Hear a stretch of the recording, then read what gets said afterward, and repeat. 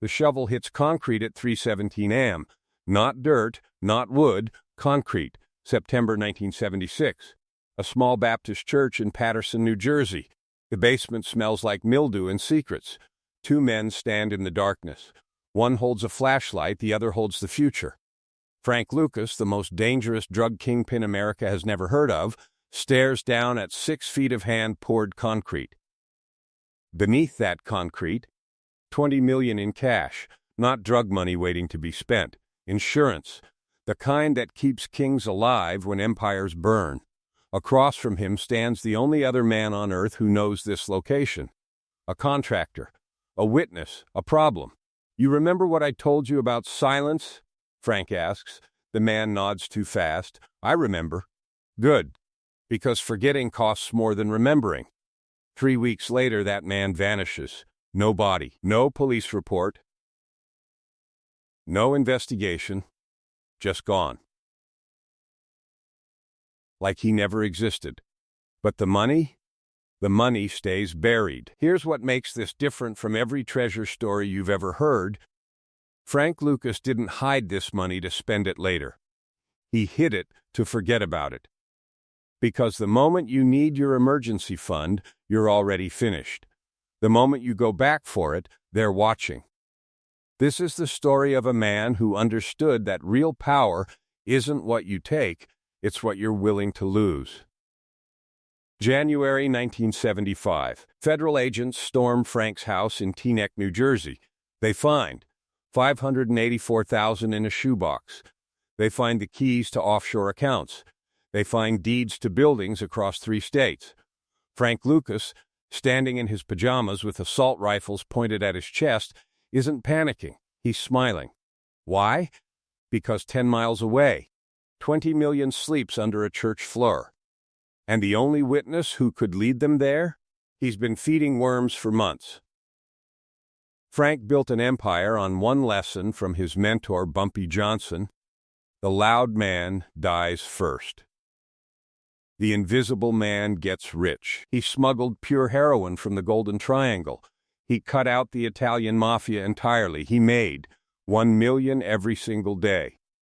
But empires built on silence have a terrible price. To keep a secret that big, you can't have partners. You can't have friends. You can only have witnesses. And witnesses disappear. Frank faced an impossible choice that night in 1975. Talk and become a rat to save his skin, or stay silent, do his time, and come back for the money that would make him untouchable again. He chose both. He chose neither.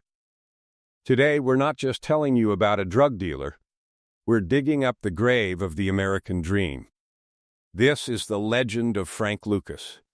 And the $20 million that's still rotting in the ground. Harlem, 1966. The back room of Bumpy Johnson's social club tastes like cigar smoke and dying kingdoms.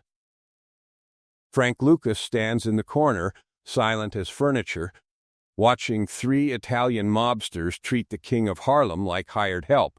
They speak over Bumpy, laugh at his requests, pat his shoulder like he's a loyal dog. Frank's hand drifts toward the pistol under his jacket. His blood burns. He wants to paint the walls red. Bumpy just smiles, takes the insults, accepts their terms, thanks them for their generosity. When the Italians leave, Frank expects rage. Instead, Bumpy pours 2 glasses of cognac and asks one question that changes everything. "What did you learn?" Frank doesn't hesitate. "They think they own you." Bumpy's smile could cut diamonds. "They think I'm the help. That's my advantage." He leans forward, voice dropping to a whisper that sounds like scripture. "The moment they see you as a threat, you're finished. But the moment they think you're beneath them, that's when you take everything." Being underestimated isn't an insult, Frank. It's camouflage. This is Frank's first education in the religion of silence. The loud man demands respect. The smart man weaponizes disrespect. Visibility is a death sentence. The invisible man doesn't just survive, he conquers. 2 months later, Bumpy takes Frank to a cemetery in Queens. Gray morning, rain soaking into their bones. They walk past marble angels and granite monuments until Bumpy stops at a cluster of graves. Names Frank recognizes from old newspaper headlines. Gangsters from the 40s who wore the brightest suits, drove the loudest cars, made the biggest noise. Bumpy points with his cane. Read the dates. Frank looks. Died at 28. Died at 31. Died at 25. You want a big funeral or a long life? Bumpy asks, leaning heavy on his walking stick. You can't have both. Fame feels like power, but it's a target. The camera is the enemy. The newspaper is the enemy. Noise is just a signal to the system that you're ready to be eliminated. He gestures to the empty space between graves. The real kings? You don't know their names. They walk down the street and nobody looks twice. That's power. Invisible is untouchable. Frank stares at the headstones and understands. The flashy man becomes the target. The loud man attracts law enforcement, jealous rivals, federal investigations. The invisible man gets rich while everyone else gets buried. But Frank Lucas is not naturally invisible. He's a country boy from North Carolina who grew up watching violence solve problems. When someone disrespects him, his instinct is shotguns, not strategy. Bumpy sees this hunger, this rage, and knows it will either make Frank a king or get him killed. The final lesson happens in a warehouse near the docks. Bumpy brings Frank to observe a heroin transaction between supplier and dealer. They stand in shadows, completely silent. Below them, the dealer talks too much, bragging about connections, negotiating loudly, trying to prove he's smart. The supplier says almost nothing. Just nods. Just listens. The deal closes in 4 minutes. You see how they negotiate? Bumpy asks afterward. The dealer thinks talking is power, Frank says. And the supplier knows silence is power, Bumpy replies. The Italians stay powerful because they move like ghosts. They don't brag. They don't perform. That's why they win. You want to beat them? You become something they can't see coming. July 1968. Bumpy Johnson collapses at Wells Restaurant on 7th Avenue. Heart attack. Massive. Final. The funeral becomes theater, every mobster, pimp, and hustler in New York performing grief like a Broadway audition. Men who tried to kill Bumpy now weep the loudest. Men who stole from him deliver touching eulogies. Frank Lucas stands in the back row. Silent. Invisible. Learning. As they close the casket, Frank makes a decision that will rewrite American crime history. He won't work for the Italians, won't beg for territory, won't play by their rules. He'll break the system entirely. 3 days later, Frank burns every bridge in Harlem intentionally. He wants them to forget he exists. 2 weeks after that, he boards a plane to Bangkok with a fake passport and $100,000 in cash, betting his life on a jungle connection that might not even be real. The ghost is done learning. Time to hunt. The humidity in the Golden Triangle doesn't just make you sweat, it tries to drown you. Bangkok, 1969. The air tastes like diesel fumes and dying empires. Frank Lucas steps off the plane in a tailored suit, carrying a briefcase filled with American currency and a plan that will rewrite the rules of crime. He's not here to fight a war, he's here to buy the factory. The mathematics of the Italian operation are simple and stupid.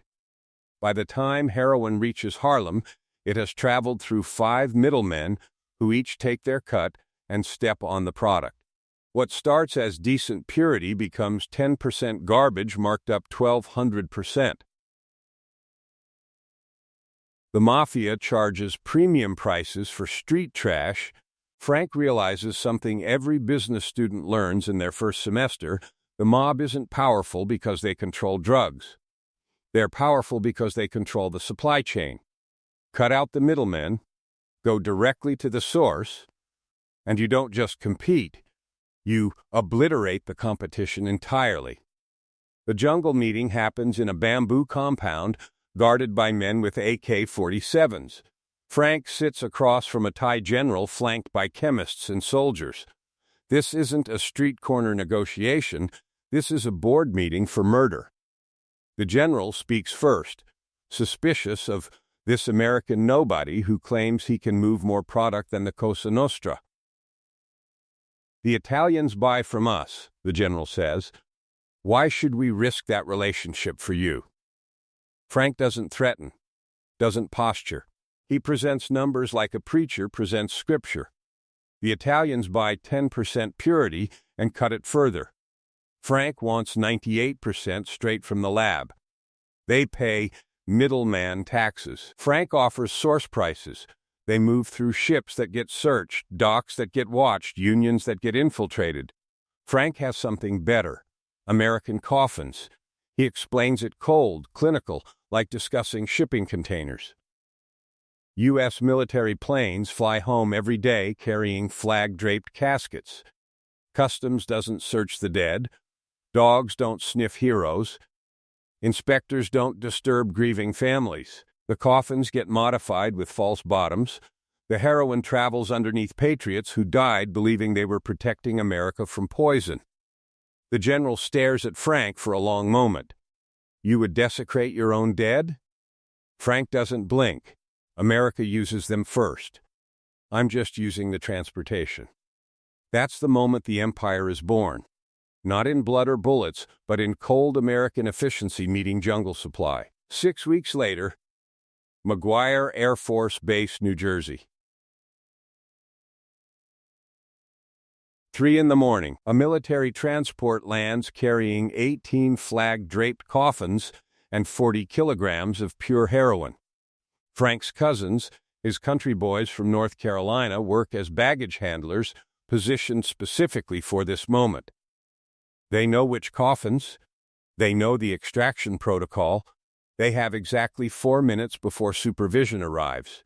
If a drug dog barks, it's over. If a screw strips and white powder spills onto the tarmac, it's over.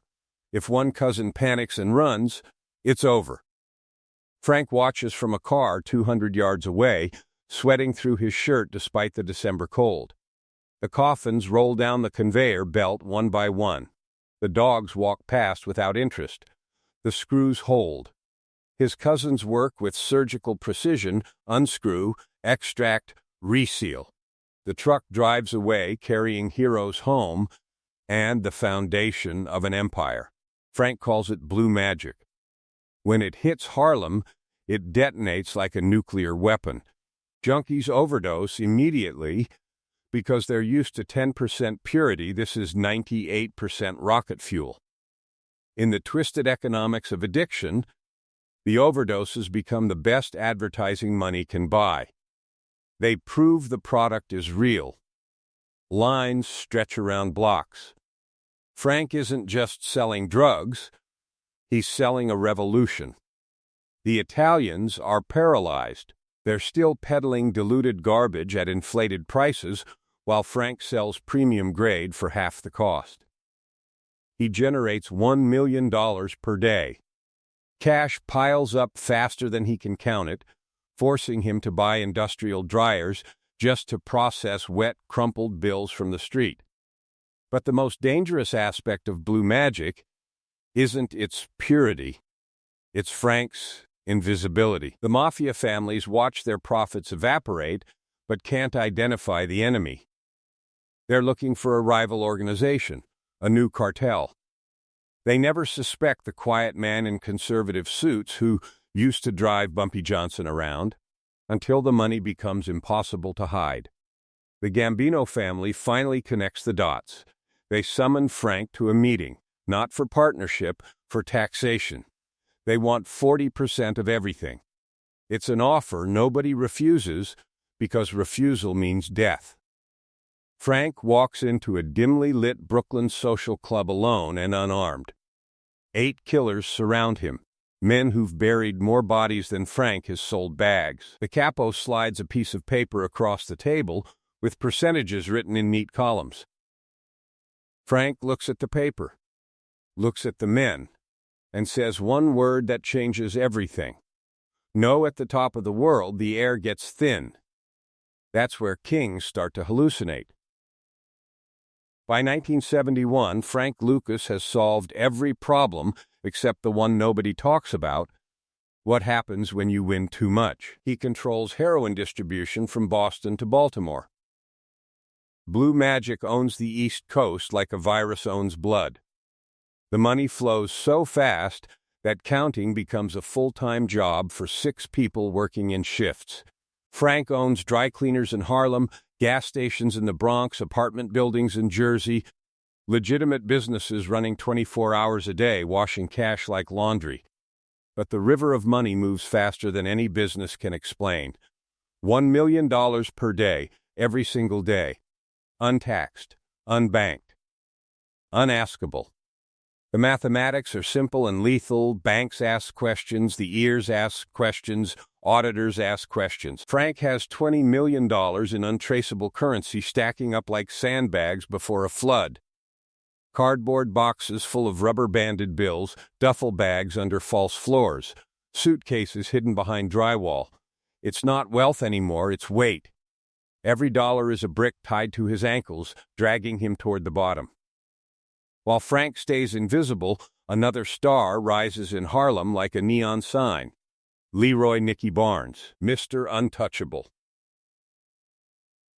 The anti-Frank. Everything Bumpy Johnson warned against wrapped in a 3-piece suit and gold chains. Barnes loves magazine covers, television interviews, courtroom performances. He poses for the New York Times Magazine like a celebrity.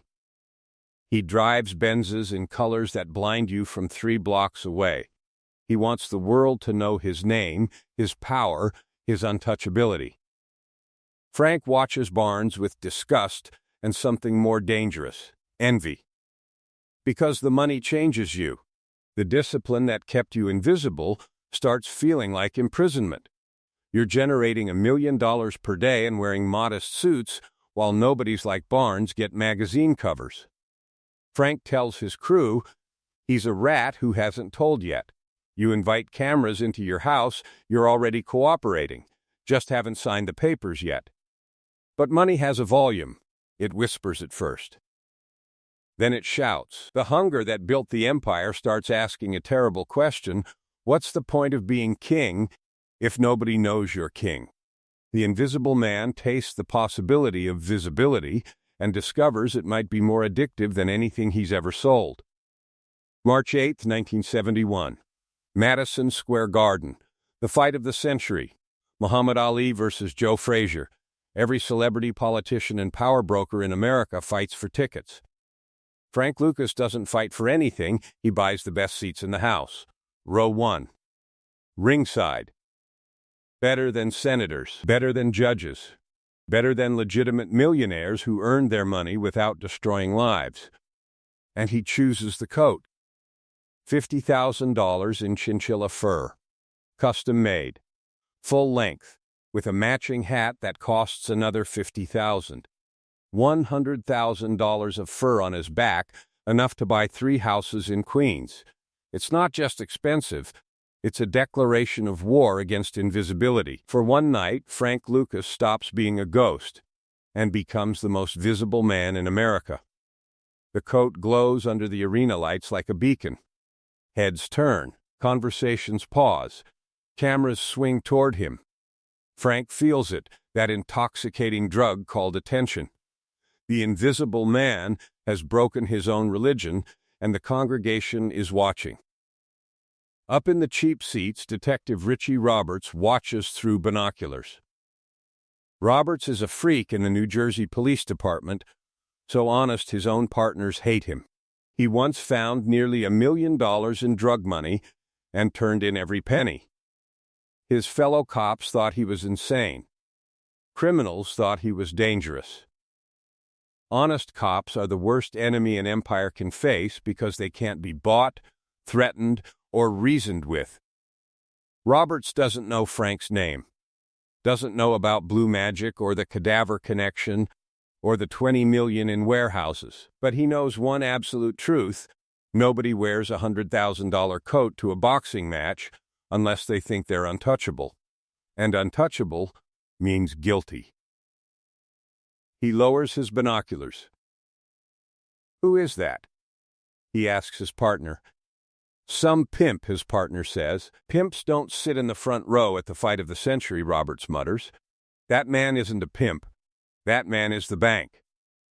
The investigation into Frank Lucas doesn't start with an informant or a wiretap or a crime scene. It starts with vanity. It starts with a photograph.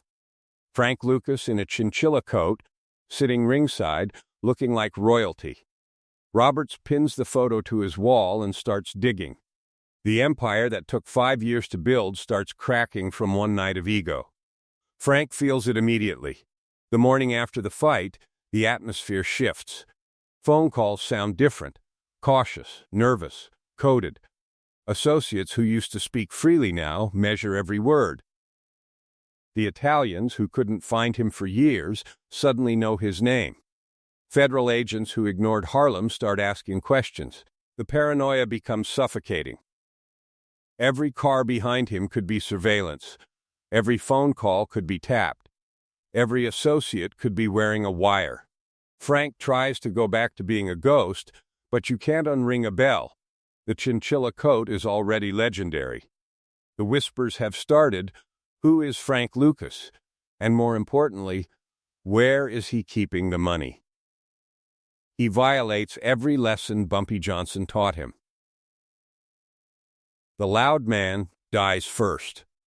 The flashy man becomes the target. Fame feels like power, but it's just a signal to the system that you're ready to be eliminated.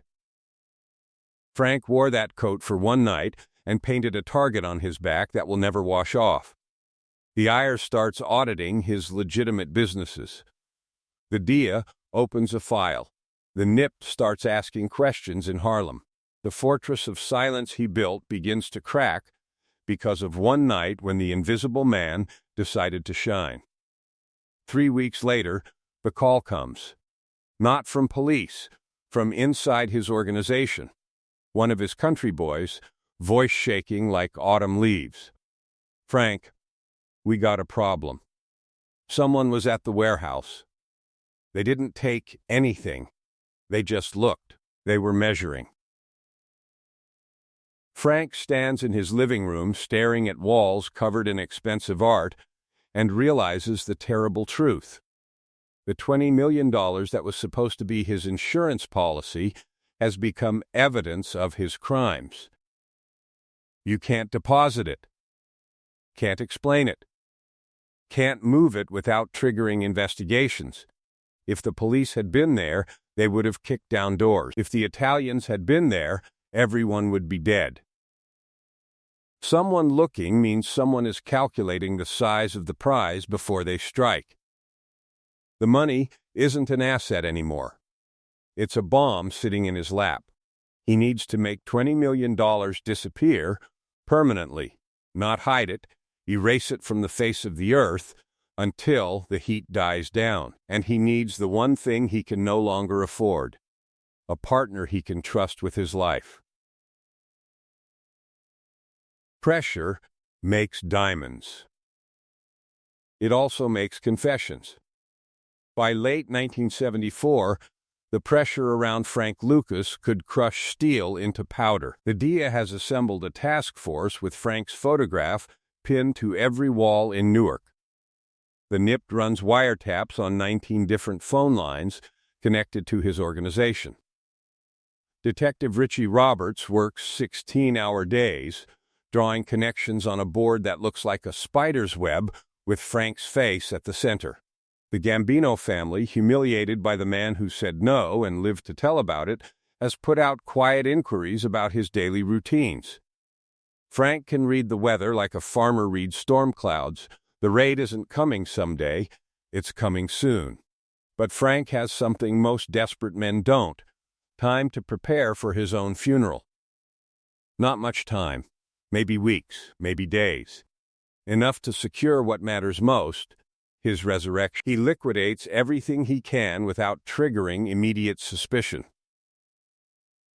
Properties get transferred to shell companies managed by lawyers who don't ask questions. Offshore accounts in the Cayman Islands get drained and converted to bearer bonds, then converted again to cash. Cars get sold through third parties. Businesses get quietly shuttered. By December 1974, Frank has accumulated $20 million in pure, untraceable currency. Hundreds and fifties, mostly.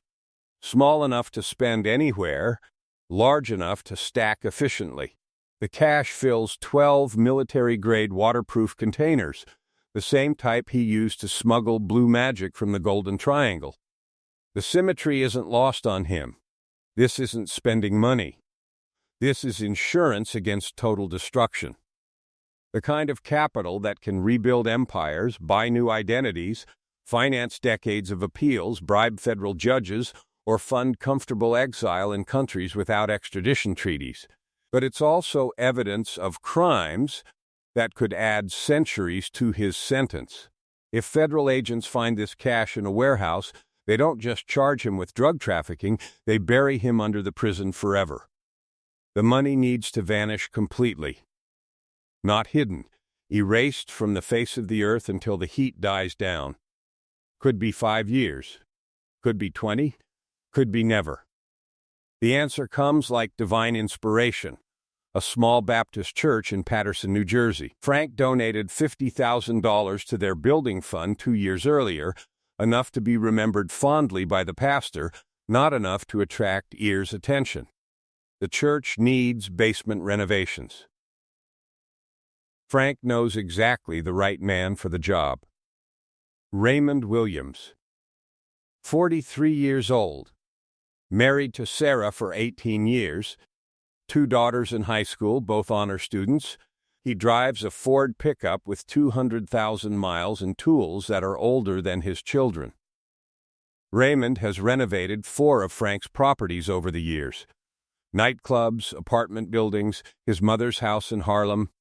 Never asked uncomfortable questions, never took an extra dollar without earning it, never bragged about his famous client to drinking buddies. In another life, Raymond would be boring. In this life, he's priceless. Frank genuinely likes him, respects his work ethic, his discretion, his quiet competence. That makes what comes next so much harder. The burial happens on a Tuesday night in January 1975, during a storm that hits New Jersey like God is trying to wash away sin before it sticks. Torrential rain pounds the church roof like machine gun fire. Thunder rolls across the sky every 30 seconds, masking the sound of work below. Frank and Raymond enter through the back door, using keys Frank acquired through his building fund donation. The basement smells like damp wood, old hymnals, and decades of prayer.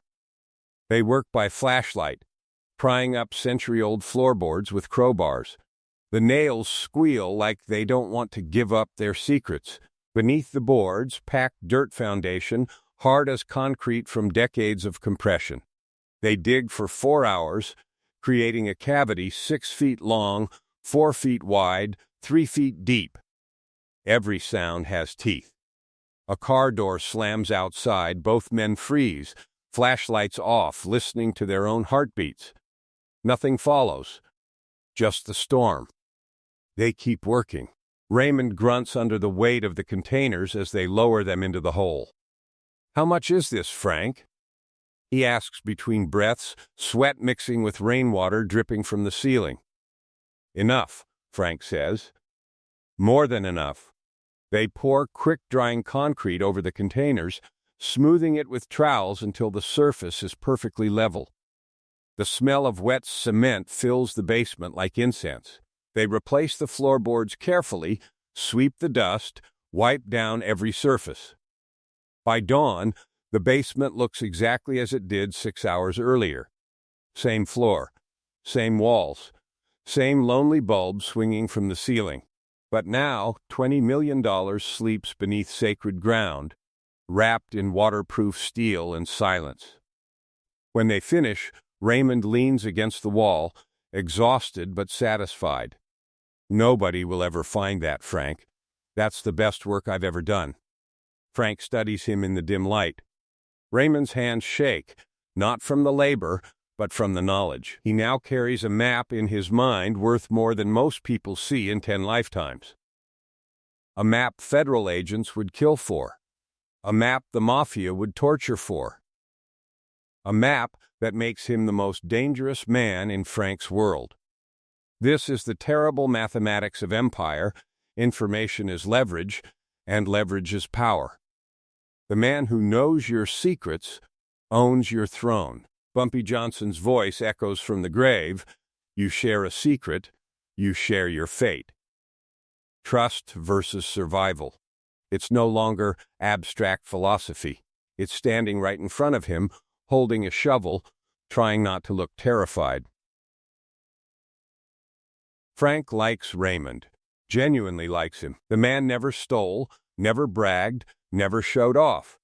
A family man who goes home every night, kisses his daughters, helps with homework, says grace before dinner. But that's precisely the problem. Family is leverage. Conscience is leverage. Fear is leverage. The government doesn't need to be smart, they just need one weak point to apply pressure. And Raymond Williams, father of two, has pressure points written all over his face. The binary choice activates like a switch. Loyalty is a luxury kings can't afford. When they part ways in the church parking lot, Frank shakes Raymond's hand. You did good work tonight. Real good. Go home to your girls. Raymond drives away into the rain, taillights disappearing like dying stars. Frank watches until he can't see them anymore, then makes a decision that will haunt him for the rest of his life. 3 days later, Frank calls Raymond with a job. Legitimate work, he explains.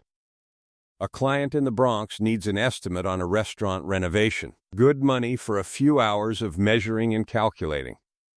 Raymond agrees immediately. Frank pays in cash, treats him with respect, asks about his daughter's grades. Raymond loads his truck that Thursday afternoon, kisses Sarah goodbye, tells the girls he'll be back for dinner. He drives toward the Bronx with blueprints on the passenger seat and a thermos of coffee Sarah made him.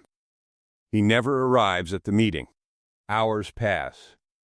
Sarah calls his friends, then local hospitals, then finally the police. The next morning, Raymond's truck is found abandoned near the Holland Tunnel. Keys still in the ignition. No blood, no signs of struggle, no note, just an empty vehicle and a silence that stretches forever. The police file a missing persons report, but no investigation is launched. In 1975, men disappear sometimes. Bad debts, other women, gambling problems, family secrets. The city swallows people whole without explanation. Raymond Williams becomes a statistic, a file number, a cold case that never gets warm. Frank never asks about Raymond, never mentions his name again. The only person on earth who knew the location of $20 million is gone, erased as completely as if he never existed. The secret is sealed not just with concrete and steel, but with absence itself. February 1975. Teaneck, New Jersey. Dawn breaks cold and gray over the Lucas house. Frank is drinking coffee in his kitchen when they come. He hears the heavy boots on the porch before they kick down the door. Federal agents. Search warrant. The door explodes inward like a bomb went off. Men with shotguns and dia jackets swarm through his house like ants discovering sugar. They throw Frank against the marble floor, knee pressed into his spine. They tear through closets, rip apart furniture, empty every drawer and cabinet. They find $584,000 in a shoebox. They find jewelry, deeds, offshore account numbers. They think they've discovered the treasure. As they cuff his hands behind his back, Detective Richie Roberts walks through the front door. He looks at Frank, really looks at him, for the first time since that night at Madison Square Garden. Where's the rest of it, Frank? We know there's more. A lot more. Frank doesn't answer. doesn't look at Roberts, doesn't look at the agents celebrating their victory. He looks past them, through the window, toward the west, toward New Jersey, toward a small Baptist church in Paterson where the floorboards have settled and the concrete has hardened into something permanent. They have the man. They have some evidence. They have the shoebox money and the offshore accounts.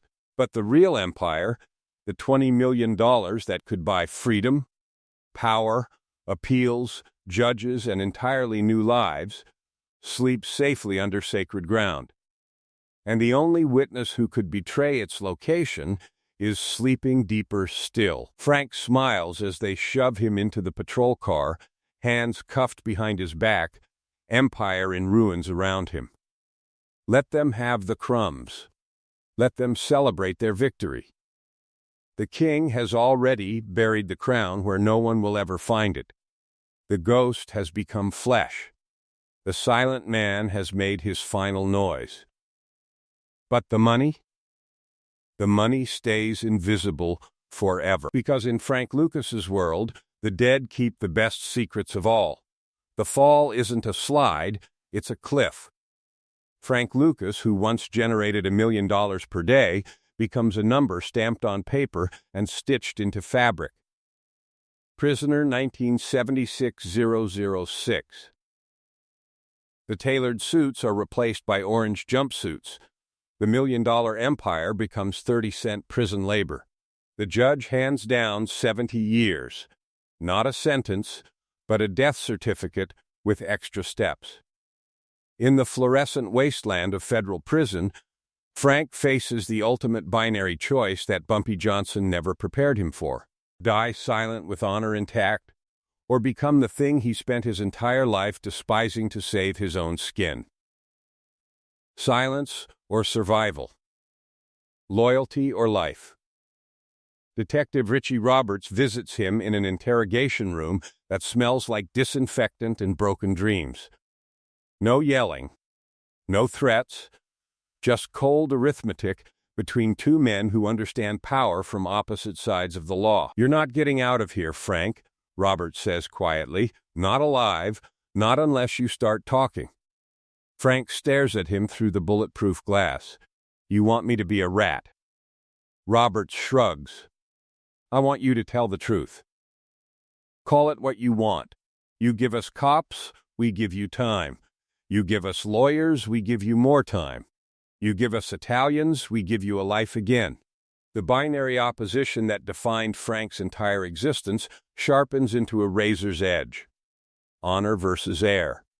Legacy versus breathing. Frank chooses air. He opens his mouth and detonates an entire ecosystem. The man who preached loyalty destroys more criminals with his testimony than he ever did with violence. Corrupt nip detectives who took envelopes in back alleys. Federal agents who sold blindness for cash. Assistant district attorneys who auctioned case files. Italian captains who thought blood oaths made them gods.